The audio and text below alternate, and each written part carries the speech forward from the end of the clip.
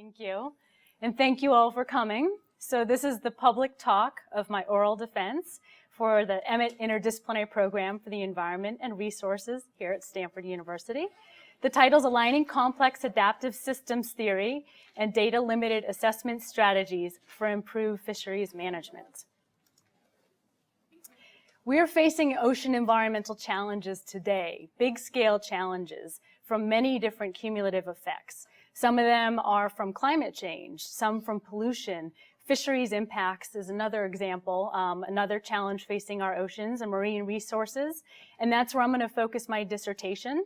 The graph there shows 1990 stock de jour. It's actually from our West Coast ground fishery here, but you could extrapolate this and see the same trend anywhere around the globe.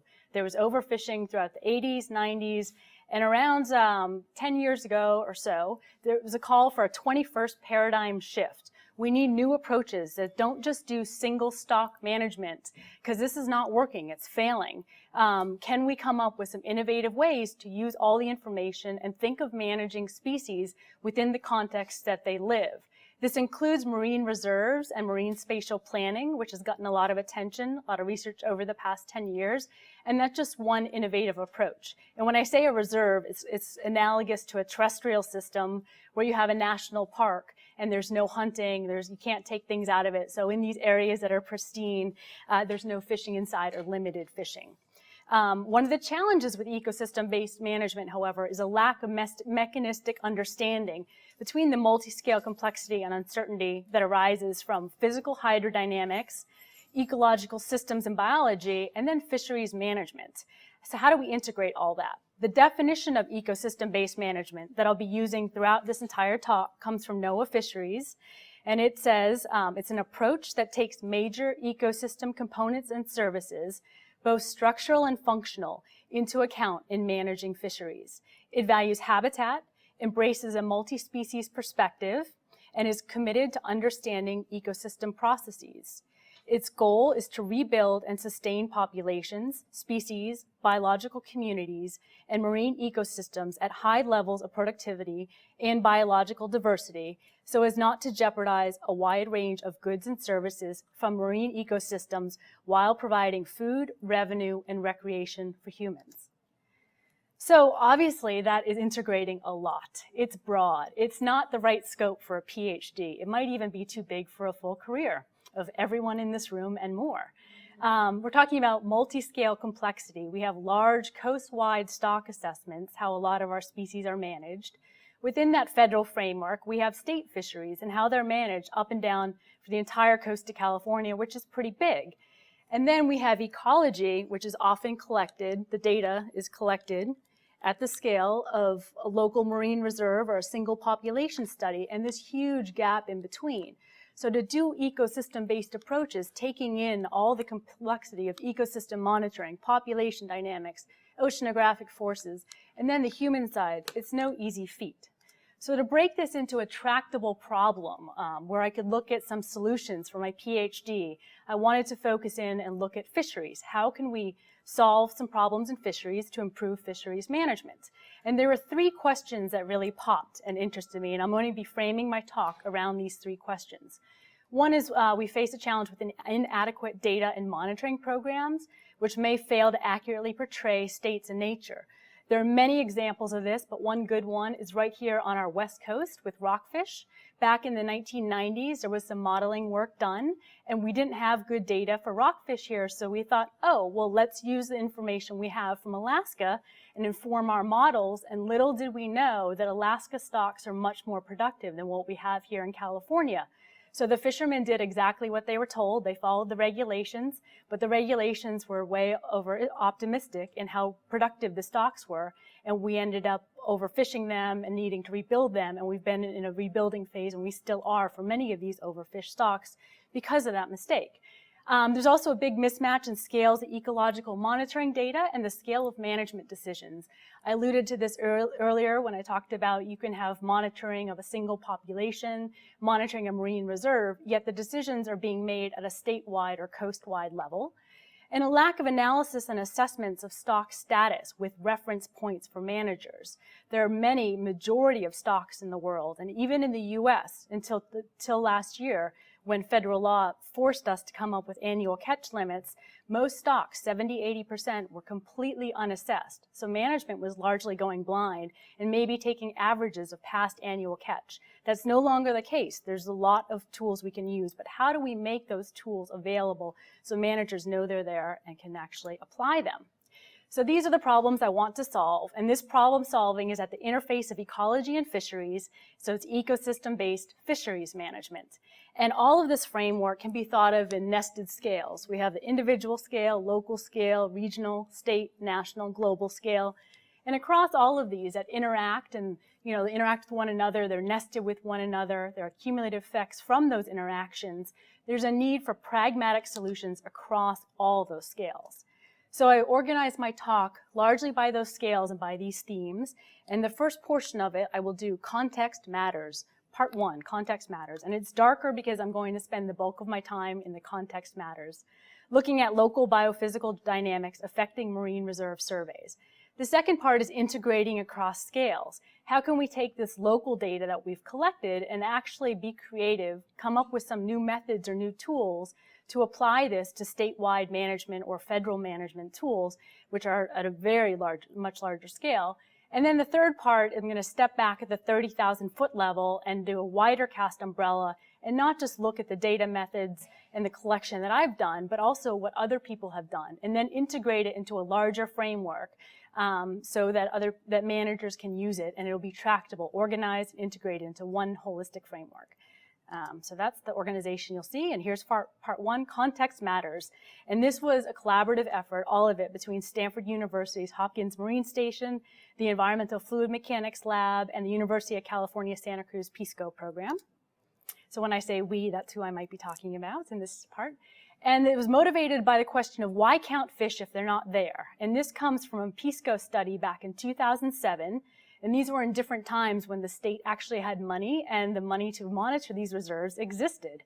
So we had this, or PSCO had this great grant to go out and do what they called a recruitment blitz. And we hired lots of divers, got them out there, scuba diving, counting all these small fish that in fisheries we call recruits. So when I say recruit, I'm talking about baby fish or young of the year. And they call them recruits because when they get to a certain size, they recruit into the fishery. And before that size, you simply don't care about them. They're larval plankton out there floating somewhere. So recruits are baby fish. So lots of people went out, they studied them. We had this great project going. The problem was no rockfish came in. If you know about rockfish recruitment dynamics, a lot of the species are boom bust. So some years it's stochastic pulse dynamic recruitment. So some years you get really good pulses and lots of recruits coming in. In other years you get nothing. And in 2007, when this study was going on, it happened to be a bust recruitment year, and we got nothing. And after 2 or 3 weeks of logging zeros, any biologist studying rockfish would say, yeah, we're not going to get recruitment. But there wasn't program or grant flexibility to bank that money and use it in the following year or another year when we might have gotten recruits. So it got me thinking, isn't there a better way to do science? If we have limited dollars, wouldn't we want to maybe bank that and save it for a recruitment year? And this is somewhat analogous to adaptive management, which many ecologists know about, and it's basically changing management policy or adapting your management decisions using the emerging and most recent science. So you're updating your management based on emerging science. There's also an analogy called adaptive sampling, and we don't do that much in ecology, but it's actually very well flushed out in the statistics and computer science literature. So can we actually count fish or do some of our studies taking into account the physical conditions where we're working? And this led me to optimal survey design questions. And the question I wanted to answer was under what conditions, specifically local scale ocean conditions, will scuba dive surveys and kelp forests best characterize adult fish assemblages? And I changed from recruits to adult fish because recruitment events are once a year. And if I ever wanted to finish my PhD and I needed more than a few data points, studying an event that happens once a year, I'd be here till I was 75. So all of this work can be translated to the larger scale of recruitment, but I focused on adult fish. And wanted to look at adaptive designs in particular, so surveys that consider real-time biological processes and ocean effects on fish assemblages. Now, we can't just answer that question with the data that exists today. We actually have to know what the local biophysical dynamics are in a kelp forest, in a marine reserve, at the scale that we're actually studying these populations. So my first step was to characterize local biophysical dynamics with data, and ideally using easy-to-measure criteria, so temperature, swell, things like that. And then once you ID local drivers and potential survey biases, then we can inform these sampling designs of fish assemblages and marine reserves. Now, all of this has to be done within the larger context. I'm looking at the local scale, but remember, this is nested within a larger scale process, and it can't be isolated from it. And this work at the large scale processes has been addressed with the National Science Foundation Biocomplexity Grant, with great work coming out of UC Santa Barbara, University of Washington, called Flow Fish Fisheries. And the scale of this work really does match nicely to federal and California fishery management decisions. Some of the models they use, however, completely block out the coast, because when you get close to the coastline, nearshore dynamics just get complicated. They're different. So then we have the mesoscale processes nested within that, which are also being nicely studied with PISCO. And my work was actually done under the PISCO umbrella. And this is the Partnership for Interdisciplinary Studies of Coastal Oceans, and includes Stanford and several other academic institutions, with long-term ecosystem research and monitoring programs of coastal ecosystem dynamics along the U.S. West Coast. And this is the group that every year has been going out and surveying the fish and our marine reserve populations. They also do intertidal surveys, so subtidal fish counts, intertidal, and they're doing that up and down the entire coast of California for our network of marine reserves that were legally mandated to monitor under California law. But there's a big challenge that we still need to link this mesoscale data to federal and state fisheries management. That's not yet happened. And then we have the local scale processes. What happens in the near shore and the scale of individual reserves? And this is largely understudied and overlooked. It's more complex, it's more challenging. We know it's important, but it's really different at different places. So what we do know is that biophysics is recognized as an important driver, and it structures marine communities and populations. Examples of this are source sink dynamics. You might have one area that's really, really productive and producing a lot of young fish and larvae. So that would be a source, and then the water and the flow carries it elsewhere to a place that might not be as productive, and that would be the sink. And also we've learned from estuarine systems, riparian systems, and more marine studies that fish go with the flow. So local oceanographic conditions can really affect even adult fish movement. The management implications of this are monitoring of these marine reserves, like efficiently monitoring them, getting the biggest bang for the buck from the dollars that we do spend out there for monitoring, and then integrating reserve data into fisheries models and management methods. So I began at 3 sites here in southern Monterey Bay. Here we have the coast of California. Here's Palo Alto somewhere around here. And Monterey Hopkins Marine Station is down here. And I had 3 sites on the southern tip, which is blown up here: Point Pinos, Lovers, and Hopkins. Point Pinos is in the blue area, which is it's a marine reserve, but it allows for recreational fishing.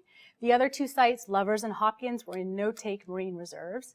And it's along a natural swell gradient. So Point Pinos is the most exposed, Lovers Point less exposed, and Hopkins the least exposed. And adopted PISCO-style survey methods, did that intentionally so that all of my data could be nested within what PISCO is already collecting at a larger scale.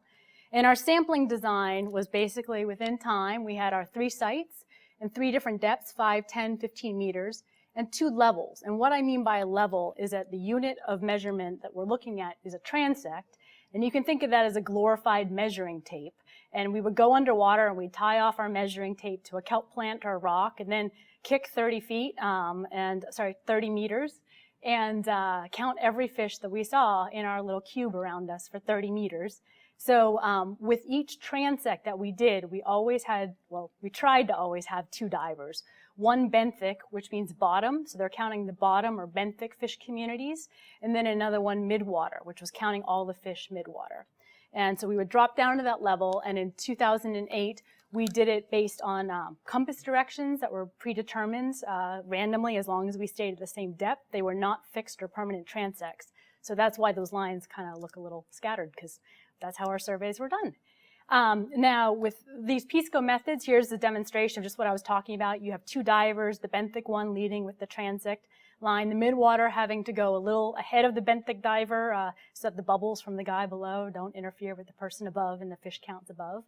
Our surveys were 30 meters long by 1 meter on either side and 1 meter above and below. So it was a 2 meter by 2 meter by 30 meter cube. And we did this over and over again all summer in lots of different swell conditions. Now, to measure swell conditions, we use ERSKIs, which are underwater relative swell kinetics instruments developed by my friend Jared Figursky. And it's a great way to do ecology on a shoestring budget. For less than $100, you can make your own relative swell measure. It basically is an accelerometer and a PVC pipe, and it will measure relative swell in XYZ coordinates. And he has a good paper that, you get this. You can't tell absolute numbers, but this thing will be bouncing around in the ocean. It's tethered on a 3-meter line and a steel beam anchor there. And it will just gauge local swell conditions. So we've deployed those at each one of our 9 sites. We had 3 sites, 3 depths at each site. So it was a 9-grid sampling design. And we logged all through August and September 2008. In addition to our ERSKI relative swell measurements, we also had local data from a Hopkins 30-foot wave gauge, and that recorded local temperature and wave heights. We also had regional data from buoy 46236 for regional temperature, wave heights, and direction. Now the results from 2008, what we have here is the fish counts above. So we have average fish counts per transect on a given day, and on that same day, what the swell was doing. And at the top here, the gray bar is the benthic, and the red is midwater fish counts. So you can see there's a lot more benthic fish than there are midwater fish.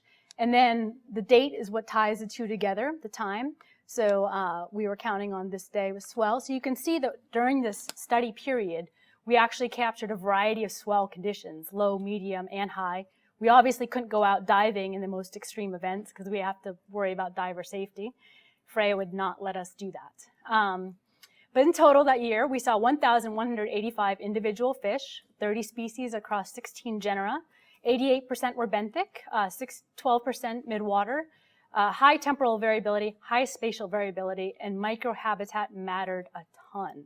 If we dropped down at the same depth in the same site and tied off to a different kelp plant, and we went on over a transect at a slightly different area, over a different crevice, or maybe a tiny sand patch, we'd see completely different fish assemblages. So it was very noisy and hard to pull out patterns just, with basic statistics. We had to get a little fancier. Now, before we get into those statistics, here are the 2008 results of the physical work, the local ocean conditions and regional ocean conditions of 2008. Now, this is a covariance or a correlation matrix, and it's showing the correlation between different physical conditions where the red are negative correlations and the blue are positive. And the tighter the ellipse, the skinnier it is, and the darker the color, the tighter the correlation. And what we can see here is that, wave direction and dominant period are coupled. They're correlated. Surface temperature and the temperature at Hopkins are also positively correlated. So the local temperature at Hopkins was kind of doing what the regional temperature in the middle of Monterey Bay was doing. Visibility with the divers will go down as your wave height goes up more, so the rougher ocean conditions get, the worse visibility is. All this makes intuitive sense. The interesting thing to note is that the ERSKIs do not really match with much of anything. They don't account with the local, and they don't account with the regional. So this could be because this plot aggregates all 9 ERSKIs, and different things were happening at each of the 9 different ERSKIs. It could be that the ERSKIs don't work, but there's a paper, a very good paper Jared Figursky published, demonstrating that they do. So I suspect it's actually the local dynamics aggregated the way they are, washing out any kind of signal we might get, and that things at a local level can be really affected by bathymetry and other things. So to actually analyze how much of the variance in the fish count, so we expect to see from these different factors, from what the ocean is doing, and from our experimental design, we had to get a little fancy because we had unbalanced data, and we also had to deal with the random effects, so the random effects of time. So a tool to do that is a generalized linear mixed model, and we use Poisson distributions, which is common for counts as we counted fish, with a log link function and fit by Laplace approximation. And the experimental design factors we looked at were time, the random effects, and then the fixed effects of site, depth, transect level, which is benthic or mid-water. Our first model is a null model that basically says fish are not affected by any of these things. Then we added in a basic model that says deviance in fish counts can be explained by experimental design factors, which is the site, depth, transect level. Then another one where we added in regional criteria, which was temperature and data from the buoy out in the middle of Monterey Bay. So it's regional, not right at our sites, but nearby. And then the last one was a local model that used diver-reported temperature and visibility. And what we get out of this is that all of our models, with the exception of the null model, were highly significant, and accounting for regional and local physical conditions actually improves the model fit. And we can compare model fit with this Aki-Iki criteria, and I won't bother you with how it's calculated, but basically the lower the score, the better. This will penalize models based on how many parameters they have. So in the modeling world, you call it overfitting. And so it can be a good metric of, is the data valuable enough? Is it adding information, good information to the system, and with the penalty for each parameter that you put in. And so the lower the score, the better. And what we have is that the local one with the visibility and the temperature is the best fit model. And it explains about 39% of the deviance, including the deviance in fish counts from this model, can be explained by site, depth, temperature, and visibility. Now, taking what we learned in 2008, then we did the survey a little bit modified the following year, and we basically did one location of Hopkins, much, much higher resolution. And we put out 17-meter, 10-meter mooring arrays right off of Hopkins. This was all in tandem with the fluid mechanics lab here. We surveyed between October and November 2009. This was a slightly different season, and then we did local data from these, included oxygen sensor, the acoustic Doppler current profiler, and then conductivity temperature depth profiler. So with all this fancy instrumentation, you can actually get three-dimensional understanding of what's happening in the water column. And we laid permanent transects this year to bypass the problem we had the year before with the microhabitat really changing things. We decided to put down permanent transects so that would no longer be a confounding factor. And we did 4 different depths instead of 3. So now we had one site with 4 depths, and each site had 3 transects, 1, 2, and 3. So it's a 4x3 grid. And again, we did the 2x2x30 scuba transects over and over and over again. And what we got this year was 2,276 individual fish. Actually, it's about 25 fish on average, I believe, compared to 18 the year before, which is pretty interesting because this is within a no-take marine reserve where the year before we included a place that allowed for fishing. It was 31 species over 16 genera, and we have more benthic than mid-water species, as we saw before. Again, high temporal variability and high spatial variability. One thing to note is that during the sampling period, we really did not get any large swell events. So we caught low and moderate swell, but didn't capture anything big, which is typical of Monterey in the autumn months. It's much more benign than the summer upwelling conditions. So the covariance matrix for 2009, it's the same thing, that the red is negative, the blue is positive. The darker the color and the tighter the ellipse, the stronger the correlation. And here the regional characteristics are matching up pretty well with themselves. They also match up well with the local. So you can see that the significant wave height of the local matches well with the regional. One thing that's interesting is that the bottom temperature of what's happening in southern Monterey Bay off of Hopkins is negatively correlated with what's happening in the middle of Monterey Bay at the surface. So this could mean 2 things. One is that the bottom currents are doing different things in the surface. The other one is what's happening locally, and I think this is probably what's going on locally right near shore is very different from what's happening in the middle of Monterey Bay. Again, we see our visibility goes down with increasing significant wave heights. The other thing that would be interesting for ecologists is that the alongshore currents are much more tightly coupled with some metrics that would be easy to measure, like surface temperature, wave direction, significant wave height. So if we're looking for metrics to understand how fish are affected, alongshore currents might be a better way to go than cross-shore currents. The results from this year, again, we found that all our models, with the exception of the null model, were highly significant p-values, and accounting for regional local physical variables, again, improved fit. and this time accounting for trying to control for some of the deviation or the variance that we saw from habitat. 53% of deviance is reduced by fixed effects, where before it was 39%, and we have site depth, level, oxygen, and visibility. So the fish were strongly responding to dissolved oxygen levels, and again, diver visibility matters. The conclusion from all this work is that local space, time, and biophysical drivers are significant. Local dynamics are distinct from regional dynamics from what we've analyzed so far. Relative importance of drivers of fish assemblages are time, 28 to 78% of the deviance can be explained by time. Local habitat, 21 to 25% of the deviance in expected fish counts can be explained. The water column level, whether it was a benthic dive on the bottom or midwater, explains 16 to 42%. Depth is also important, 5 to 8%. Visibility matters, up to 8%. Significant wave height matters, average wave period, and dissolved oxygen content matters. The different fish swell responses that we saw between 2008 and 2009, I think are likely due to the different sampling period and the fact that we did not get to observe the fish in larger swell conditions in the second year like we did in the first. And there's much more need for ongoing study to develop this into a biophysical mechanistic understanding, but this is the first look at small-scale processes and what's happening. So future recommendations for that future monitoring are on a daily scale. When we survey, let's not just fix the permanent transects like we did in 2009. Let's also fix time, and let's sit down with a statistician and come up with a nice sampling design so we have ourselves allocated at certain sites at certain times, and we will rotate through them and repeat those dives at the same time, because time was a huge driver of when we see fish. And if you talk to any fisherman, they'll tell you that. Of course, you get up early in the morning, or you go late at night, or it depends what you want to catch.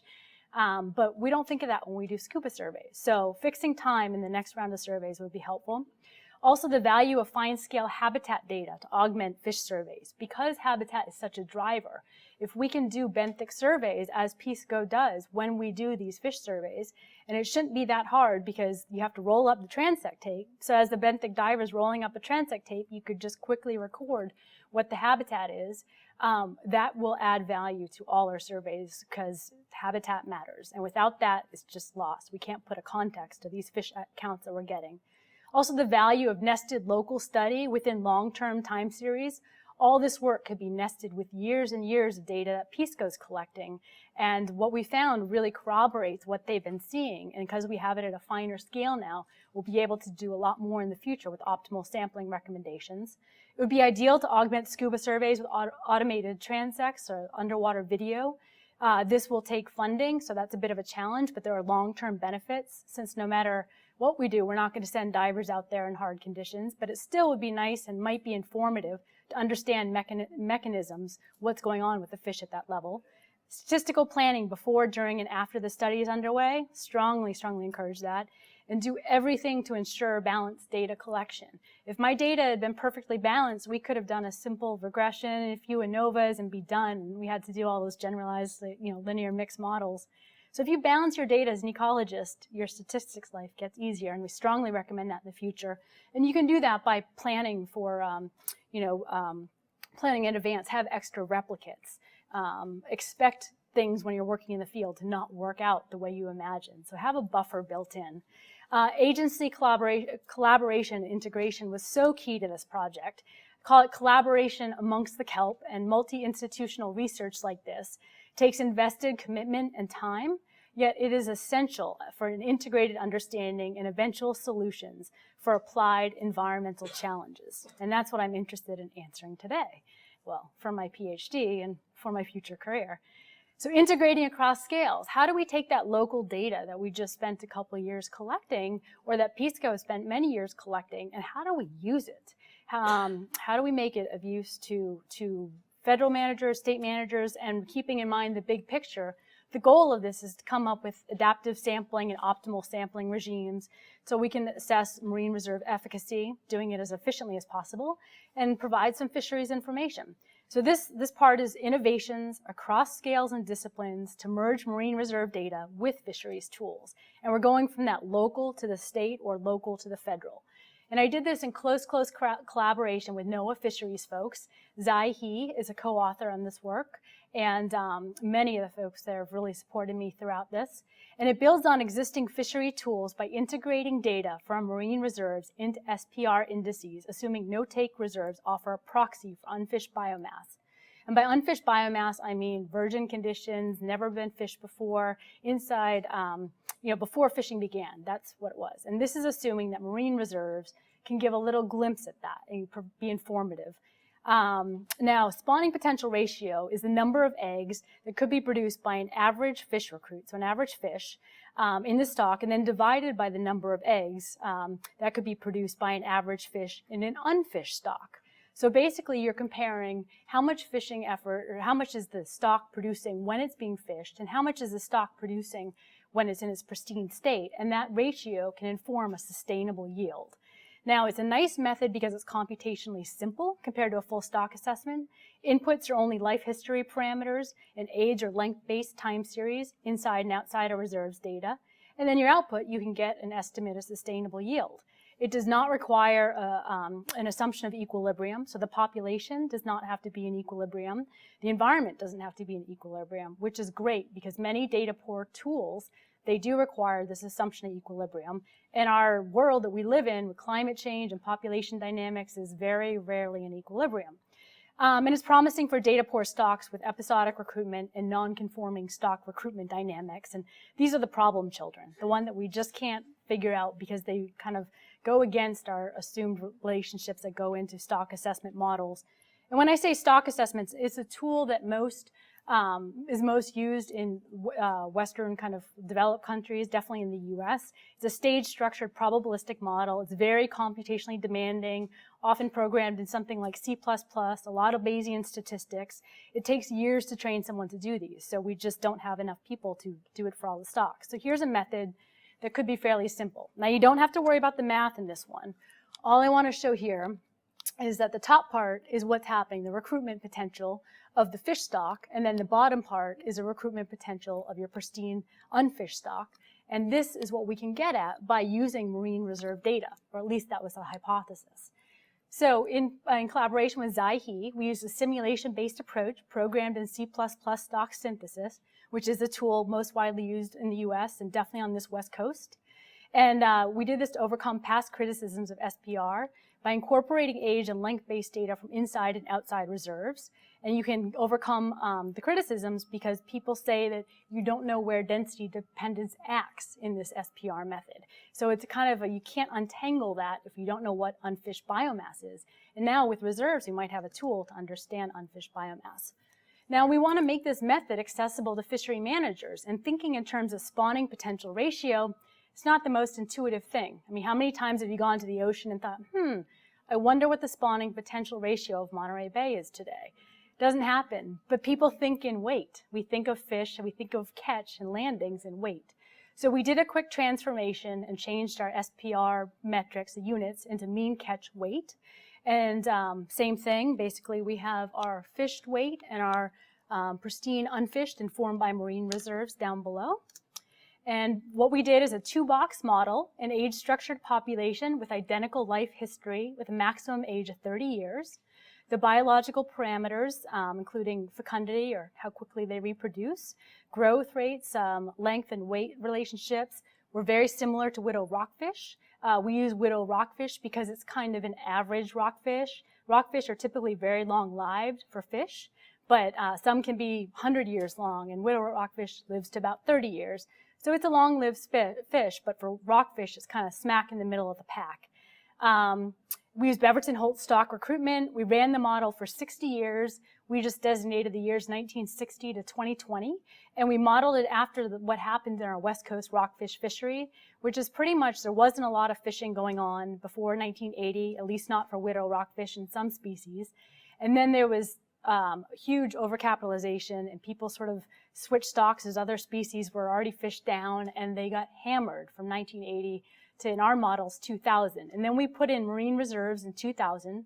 The marine reserves are no take, and they cover 5% of the total area. So now we have two areas, one where fishing is still allowed and one where there's no fishing. And then we have the same selectivity functions for both, meaning how do the fish respond to the fishery, and the same recruitment. So what's happening with these boom-bust dynamics is not different. There aren't source, sink, and spatial explicit connections between them. We pretty much use the same recruitment assumptions, so both populations are one whole, the only difference being that 5% is not fished.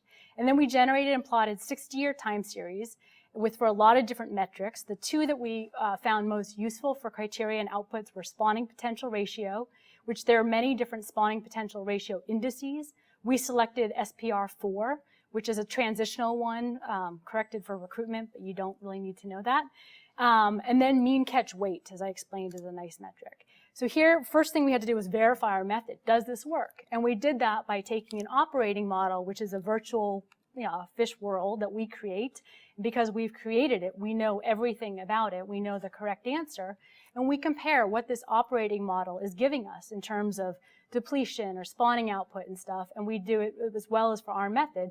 And you can see there's a lot of overlap, like so much overlap that you sometimes don't even see the two lines. This is where they diverge because we closed some of the area to fishing. So we basically verified the method. And then we did our scenario testing with 20 different scenarios. We did different reserve-based SPR testing with different permutations, changing the fishing mortality, were they lightly fished, medium fished, heavily fished, looking at sensitivity of natural mortality assumptions, sensitivity of recruitment variability, and then varied age sample size. And when I say age sample size, how many fish do we need to survey inside and outside of the reserves each year to inform these models? And it was 10, 50, or 100 samples per year. Our results show that surprisingly few age samples are required for method accuracy. Now, independence is assumed, and why that's important is because we're having perfectly independent and perfectly known age samples, which is not what happens in the real world when you go out and get this marine reserve data. The transect you did a half hour ago might not be independent from the transect that you just did 30 minutes later. So that independence assumption and the fact that we'd be working with length-based data using PISCA work rather than the age-based data that we did in this modeling is a difference. However, with our age-based stuff, it's a proof of concept, and that link from age to length is just the next step and can easily be done. In surprisingly little time, 5 to 10 years before these no-take marine reserve data yield sufficient information for applied management use, where we can say with 95% certainty that these populations have diverged because of the reserve, and that here's a sustainable yield. So by informing B0, or unfished biomass is what B0 is, with this novel method, marine reserve data can inform fishery managers about sustainable yield. Here are just a few results for the SPR metric. 5 years of inside-outside reserve data are needed for reserve-based SPR to yield useful information. And this is our base case scenario 9 with medium fishing mortality, medium recruitment variability, and these are some iterations, and only picked 6 of the 20 scenarios, but we did many others. And what we found was a greater recruitment variability led to longer times before we saw a measurable effect. So if it was highly stochastic boom-bust dynamics in the recruitment, we'd have to monitor these reserves for longer before we could use it as a method that we had confidence in for sustainable yield. A greater level of fishing pressure matters outside the level of fishing pressure matters outside the reserve prior to closure. So this method will not work if you do not have a lot of fishing pressure. So there's very little distinction between what was happening inside and outside of the reserve before it began. It works best when you have a fish down population, and then there's a distinction between the two. Now for the weight, in terms of weight, we got very, very similar results. The difference being that doing things in terms of weight takes more time to see the measurable effects. This time it was 10 years. But again, greater recruitment variability can increase that time, and you need to have that level of fishing pressure for that differential before you begin, or this method won't be of use to you. So our conclusions were that the effects of fishing mortality were pretty minimal. The effects of our assumptions about natural mortality were also pretty minimal. The effects of recruitment variability were actually pretty strong, so it does make a difference. And the estimated time until reserve-based SPR yields useful information with 95% certainty is about 5 or more years with SPR4 and 10 or more years with mean catch weight. Of course, that will vary depending on life history traits, Like we said, if you have very stochastic recruitment, like Boccaccio, it'll take longer. And of course, more research is needed. And so our conclusions continue here with promising data-poor method, and we're marrying ecology with fisheries science. And it sounds like these should be two disciplines that go hand in hand, but often they read different journals, they're trained from different schools, they're very different methods. And here's one that bridges the gap. And the required data inputs for this method already exist, or will soon exist in California, as we're monitoring these reserves up and down the coast every year. And all it needs is a length-based catch time series and length-based reserve monitoring time series and some life history parameters. There are caveats, of course, with any data-poor method, there are caveats. Marine reserve population is assumed a proxy for unfished biomass. That might not always be the case. And this method will have challenges with stocks that have ontogenetic shifts. And what I mean by species with ontogenetic shifts is as they get bigger, they will move offshore. So if our reserves are mostly near shore and we're monitoring these near shore reserves, but the fish as they get larger move offshore, we might not be capturing the full population range. And basically that is a limitation of the method. So this with minimal computation requirements and quantitative skill is a great method and can be used for many of the stocks here in California and elsewhere. Tractable and feasible and a great way to estimate sustainable yield for the majority of unfished stocks. Now, the last part is this interdisciplinary assembly and applications. We've gone through the local data collection, putting things in a local context, then trying to connect that local information with the state, federal management. Here's a tool that can do that. And now it's like, this is not the only tool out there. There are hundreds, maybe even thousands of tools. And how do managers who are looking at this stuff make sense of that? So we wanted to make some of this work and thinking really tractable. And this is inspired by an even larger working group with NOAA Fisheries, Environmental Defense Fund, several academic institutions. It's been great. And we, often when you're looking at fisheries solutions, people say, and there's been a lot of work on this in the past 10 years in the journals, we need to train and build more human capital. We need more quantitative scientists to do stock assessments. We need policies to incentivize knowledge creation. We need policies to reduce risk, like tie level of precaution to level of risk, which is great. And California, in many places, have adopted these tiered precautionary approaches to management. The challenge is that these take time. You do these today, and you are not getting a return tomorrow. This is a 10 or more year investment. So what can we do today to make this stuff accessible with what we already have at hand? So we thought, let's go to Know Thy Data. And the great book, Ecological Detective by Ray Hilborn and Mark Mangle, many others have talked about this, but fishery scientists and managers mostly do. They know their data. They're good at this. They know what they have to work with. So how can we get them, if they know their data, to extract the most information from that data, knowing what tools might be available to do that? So we want to extract understanding from available data, faster, cheaper, better data collection, faster, cheaper, better analytical methods, faster, cheaper, better analysis. Thinking outside the box to go from rags to fishes. And so we begin with what fishery scientists and managers know best, their data. And we've discovered that as you go to these data-poor methods, there are input requirements for all of them. And they can be categorized by what are their input requirements in very loose ways. Now, these are not kind of discrete categories. They can overlap a lot. You can have multiple methods and stuff. So this is like a conceptual model, but it has a lot of flexibility to it. And we came up with a 4-stage process as a framework to organize data-poor methods. And the first one is to gauge data richness. Get managers to look at what data do they have, what's out there, and to use a scorecard, because what we found is that knowing your data can match you on to different available analytical tools.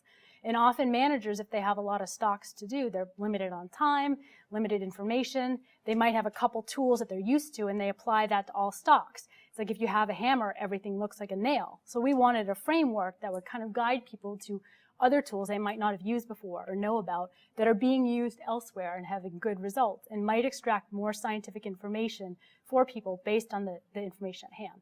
So the first step was to gauge your data richness, and then do this to inform your analytical options. Once you know what options are available to you, you apply those analytical options to look at the underlying scientific trends. Is the biology, the population increasing or decreasing? And once you have a grasp of that science, then you move on and apply decision-making tools. And this was the framework going from the scorecard, matching it on to the different tools available, then fishery evaluation methods for the science, then decision-making methods. And it was published 2010, Rod Vegeta, Jerry Moxley, And our conclusions were data poor and small-scale fisheries need not be ignored. Here's a systematic framework to organize and evaluate them. Trends analysis and extrapolation methods offer a tractable first look for most fisheries. Sometimes we call this the Robin Hood method that comes from Australia because you're stealing information from the data-rich stocks to give to the data poor, and then basically you're making your best management decisions from that extrapolation. Decision trees repeatedly occurred as a great tool, repeatedly emerged. So it's a very simple framework where you can have a systematic way to evaluate information and communicate that to other people, and very, very flexible. And we encourage people to use all these various methods in synergistic and complementary ways.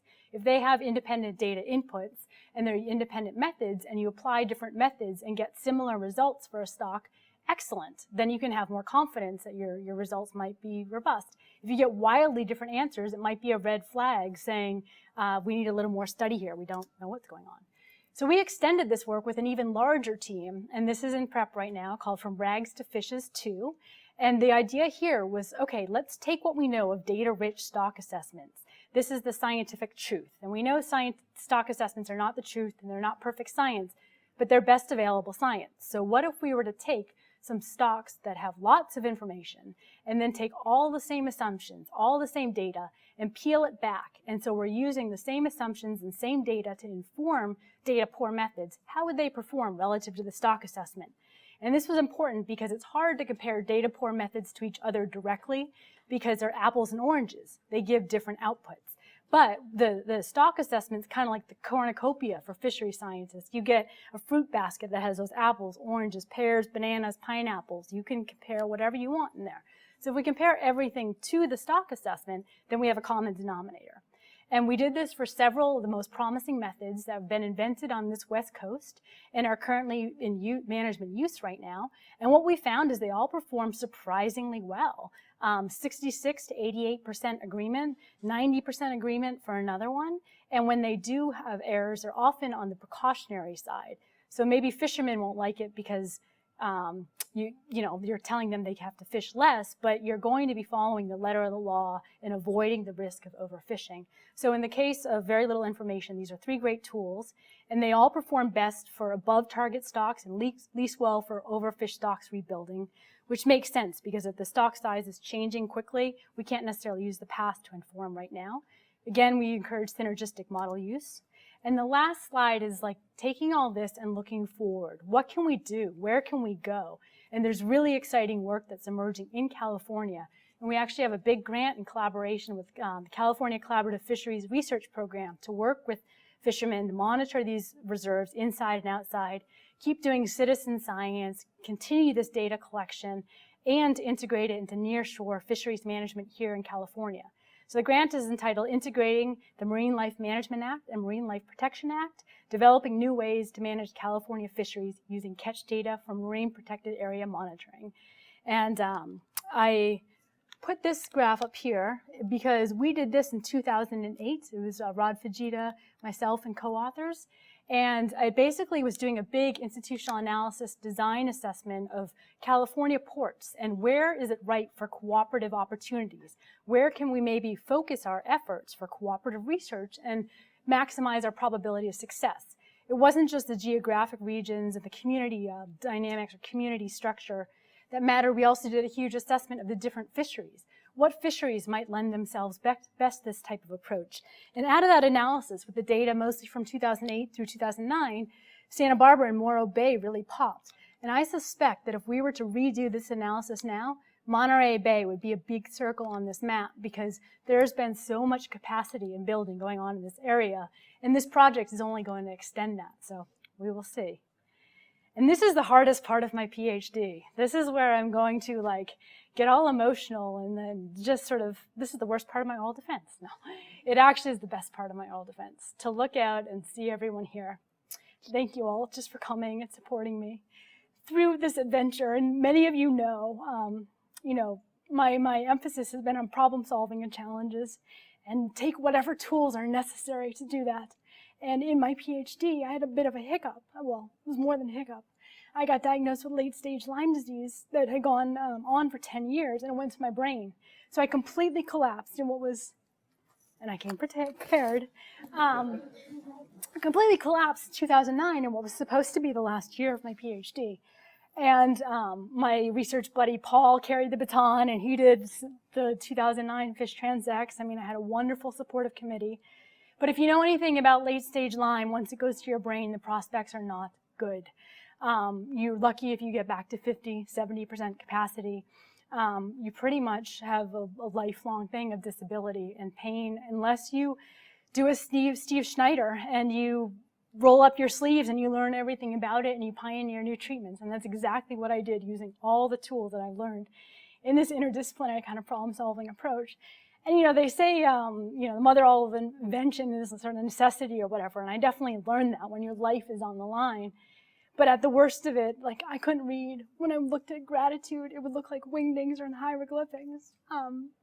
I, at times, needed a wheelchair, was on oxygen. My family had to take care of me because I really couldn't stand to function. And to get stripped down to nothing, and to the point where you don't even have your brain. It makes you think about your priorities in life. It makes you think about what's important. And to be able to have this community come around and be here and support me. 2.5 years later, I took 2.5 years leave to really get well, is such a gift. And to be able to plug back in. And I'm so grateful for all the interdisciplinary work. I'm so grateful for just a personal friend who happened to be researching nanominerals for complex infectious disease and eradicating infections from intracellular spaces. So grateful for the doctors, a courageous Lyme literate medical doctor team that I put together. And I gave each of them a copy of Steve Schneider's book, A Patient from Hell. And I said, let's figure this out because I want my life back. I want my brain back. I want to be a scientist. And I did not do it alone. It has been a huge team effort. And for a couple years, I was really, really, really sick. And you guys all carried me. So thank you. From the bottom of my heart, thank you.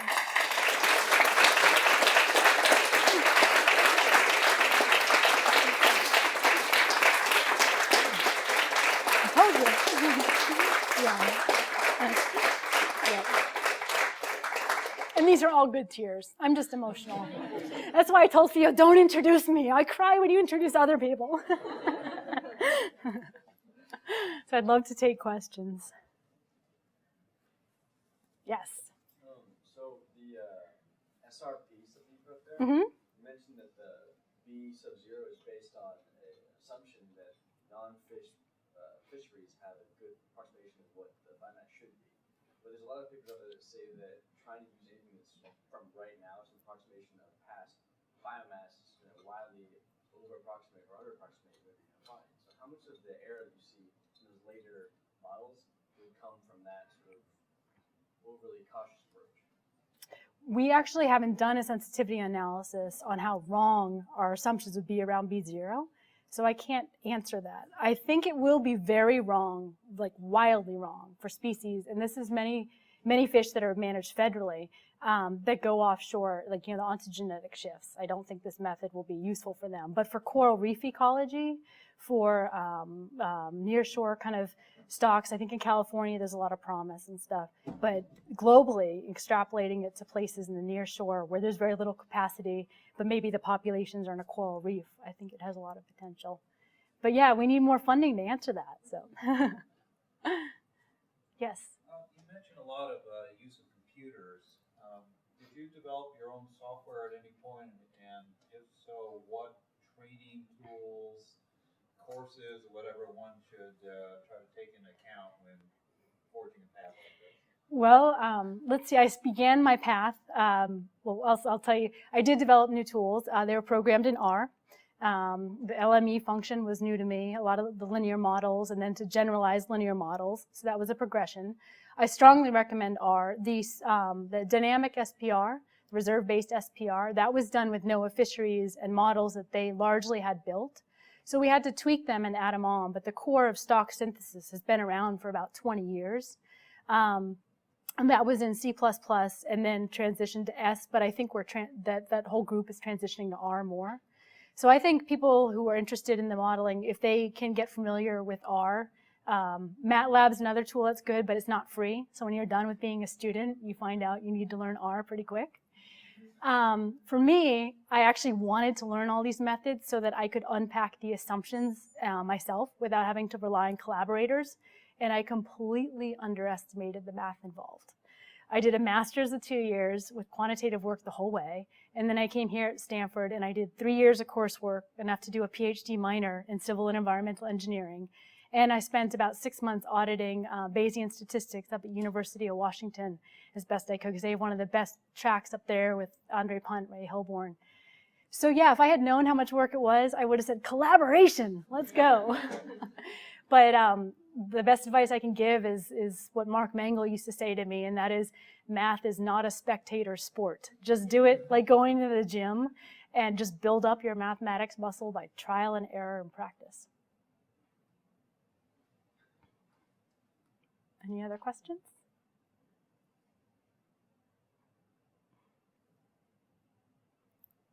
Well, thank you all very much. Yeah.